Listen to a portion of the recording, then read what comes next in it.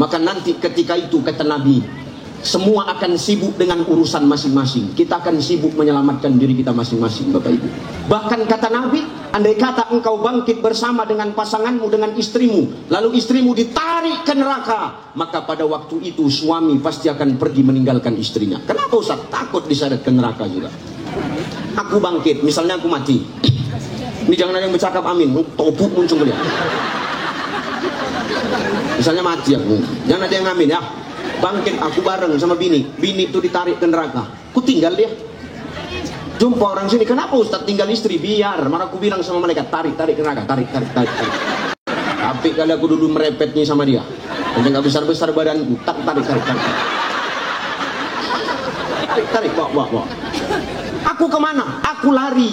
Kemana Ustaz? Menyelamatkan diri kita masing-masing. Karena pada waktu itu suami takkan peduli sama istri, istri takkan open sama suami, orang tua akan lupa sama anak, anak takkan ingat sama mak ayah.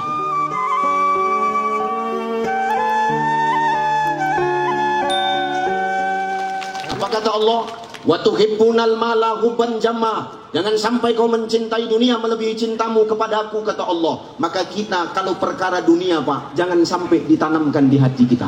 Cukup di kulit hati yang paling luar. Karena semua ini ada masanya. Jabatan ada masanya, pangkat ada masanya, popularitas ada masanya, harta kita ada masanya. Jadi jangan sombong dengan pangkat dan jabatan yang hari ini kita sedang nikmati. Kalau diambil sama Allah, kita nggak terlalu kehilangan. Kenapa? Nggak terlalu kita simpan di hati. Di DPR, ya udah, nggak usah letakkan kulit hati paling dalam Pak. Kalau tahun depan kepilih lagi, alhamdulillah. Kalau enggak, udah diam aja, usah malah setruk kali. Ya, kalau setruk berarti kan jabatan itu diletakkan di dalam hatinya. Letakkan kulit hati. Perkara dunia letakkan di kulit hati. Istrimu, pasanganmu, duniamu, letakkan di kulit hatimu paling luar. Sebab mengapa? Wahbib masyita, kata Nabi. Apa yang kau cintai, pasti kau akan berpisah dengan yang kau cintai. Betul? Secinta-cintanya ibu sama bapak, cinta ibu sama bapak.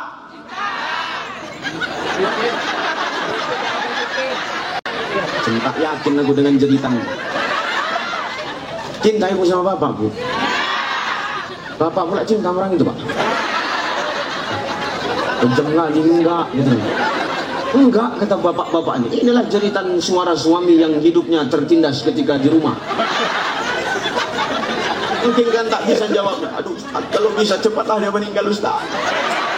Capek hidup sama mak lampir. Sehebat apapun jabatan kita, mau bupati kita, kalau udah jumpa sama istri, selip Pak. Nah, wajar kalau cintanya kita ini tak berbatas. Kenapa? Orang yang kita sayangi belum tentu cintanya lebih besar dibandingkan dengan cintanya Nabi kepada kita. Makanya ini bulan kelahiran baginda Nabi. Kita berkumpul di sini untuk apa Ustaz? Merayakan, memperingati. Kita bersukacita atas kelahiran baginda Nabi Sallallahu Alaihi Wasallam. Jangankan ketika baginda Nabi ulang tahun, Bapak Ibu, orang suamimu, Bu, kalau suamimu ulang tahun, ibu buat kejutan enggak?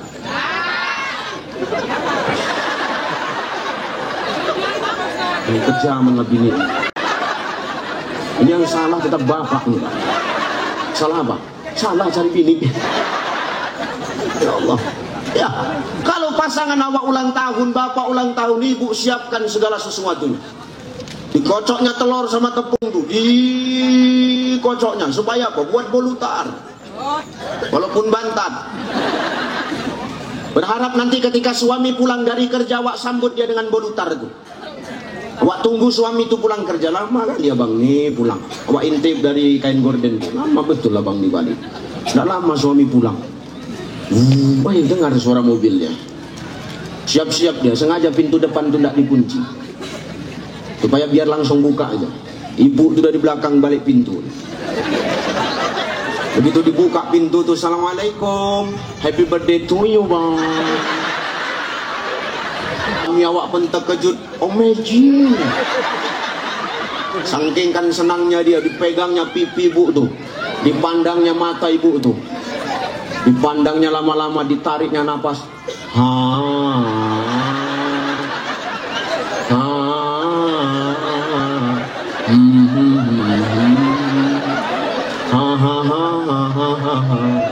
Ibu tuh tak mau kalah, disambungnya Tuji deka toye jana sanam yarihuka hidiwana sanam.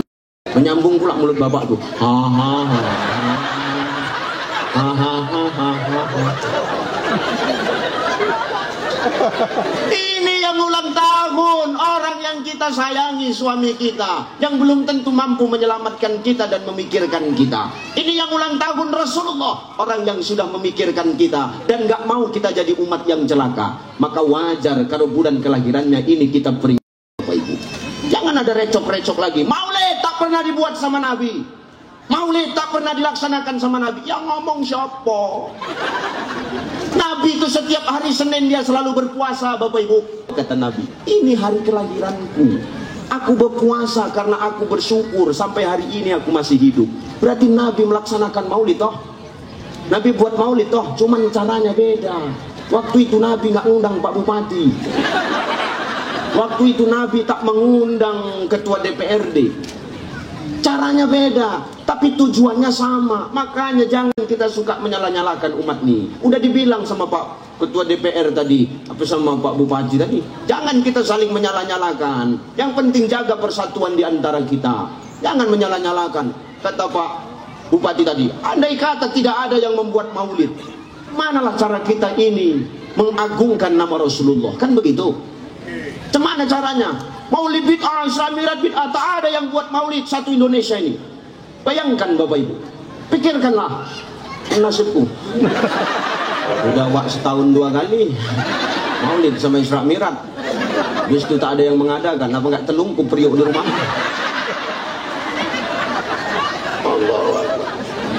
Maka cemana menyenangkan hati Rasulullah ini Ustaz. Nabi tidak minta kado banyak-banyak Bapak Ibu. Nabi cuma minta kita memperbanyak sholawat kepada Rasulullah. Sallallahu ala Muhammad, sallallahu alaihi wasallam, sallallahu ala Muhammad, sallallahu alaihi.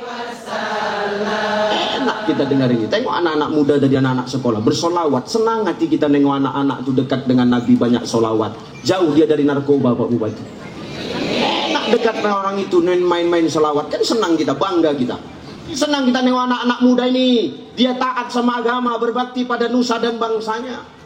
Daripada nyuri uang orang tua di bawah pot yang dibilang Pak Bupati.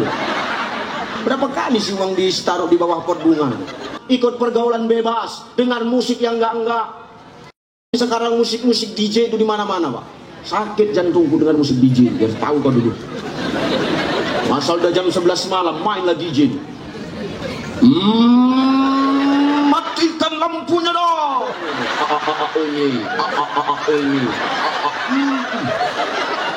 Sesak jantungku dengan.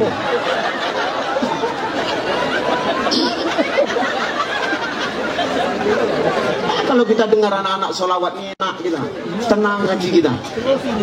Ya enggak? Apalagi sholawat sekarang itu macam-macam. Tengok Nisa sebagian itu, mulut-mulutku protes aja modelnya. Dengar aja dan apa? Yang enak awak dengar Nisa Sabian tuh.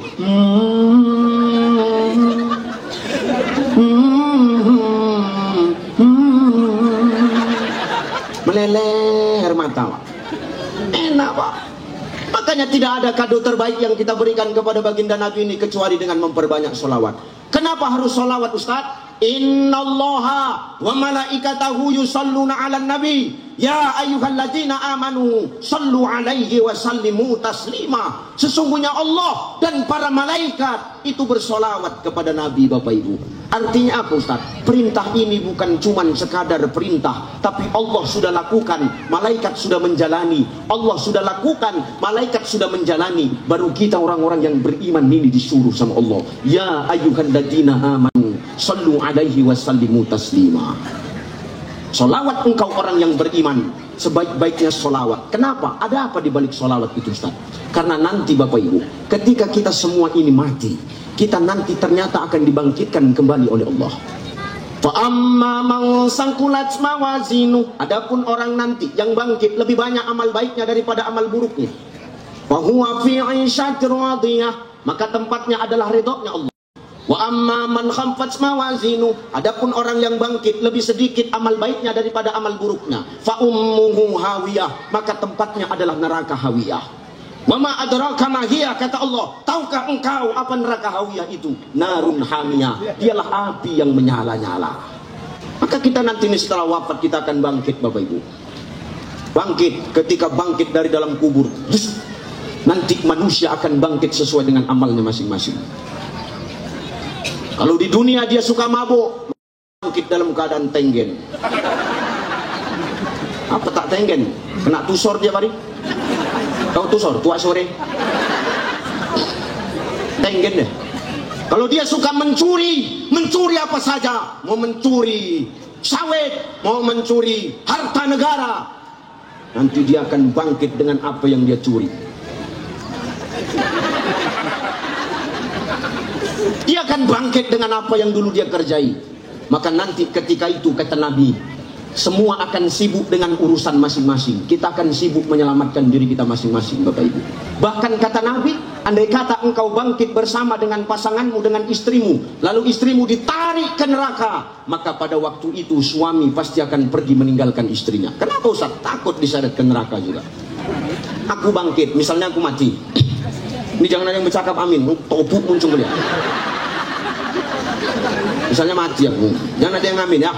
Bangkit aku bareng sama bini itu ditarik ke neraka, ku tinggal dia. Jumpa orang sini, kenapa Ustaz tinggal istri? Biar, maka aku bilang sama mereka, tarik ke neraka, tarik. Tapi kali aku dulu merepetnya sama dia, udah nggak besar badanku, tarik. Tarik, bawa. Aku kemana? Aku lari. Kemana Ustaz? Menyelamatkan diri kita masing-masing. Karena pada waktu itu suami takkan peduli sama istri, istri takkan open sama suami, orang tua akan lupa sama anak, anak takkan ingat sama mak ayah.